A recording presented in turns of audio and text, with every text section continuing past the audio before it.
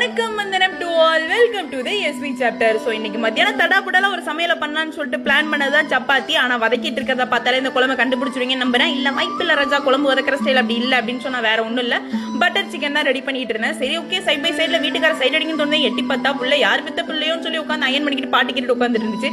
சரி மறுபடியும் நம்ம வதக்கிற வேலையை பார்ப்போம்னு வதக்கிட்டு இருந்தேன். அப்போ தான் ஒரு தாட் வந்துச்சு, என்னதான் இருந்தாலும் திருநெல்வேலி போன வதக்கிற ஸ்டைலே தனிதான் அப்படின்னு சொல்லி காலாத்துக்கு விட்டு மறுபடியும் வதக்கிட்டு இருந்தேன். இடையில எட்டி பார்த்தா ஆகாயம்மன் மீது அப்படின்னு சொல்லி வீட்டுக்கார மறுபடியும் பாட்டு கேட்டுட்டு வைப் ஆகிட்டு இருந்தாரு. சரி ஓகே, மறுபடியும் ஐயோ மசாலா போட மறந்துட்டோமேன்னு சொல்லிட்டு வந்து மசாலாவை போட்டு அப்படி ஒரு பரட்டி இப்படி ஒரு பரட்டுன்னு பரட்டிட்டு இருந்தேன். சரி எப்படி பரட்டினா என்ன, குழம்பு டேஸ்டா வந்தா சரிதான் அப்படின்னு சொல்லிட்டு பரட்டிட்டே அப்படியே சரி ஓகேன்னு சொல்லிட்டு சிக்கனையும் போட்டு ஒரு பரட்டி விட்டேன்.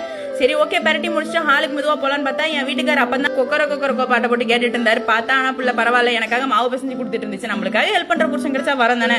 பிள்ளைய அப்படியே உட்காந்து சைட் பை சைட்ல சைட் அடிச்சுட்டு நானும் கொஞ்சிக்கிட்டு கிடந்தேன். சரி ஓகே, அப்படியே மாவு உருட்டி பரட்டியே அழுத்தி உருட்டி எல்லா வேலையும் அவரே பார்த்துட்டு இருந்தாரு. சரி ஓகே, ஒரு வேலையை சப்பாத்தியும் போட்டு முடிக்கலாம்னு சொல்லி பார்த்தா குழம்பு அதுக்குள்ள ரெடி ஆச்சு. தம்ஸ் அப் வேற யாரும் என் வீட்டுக்கார தான்.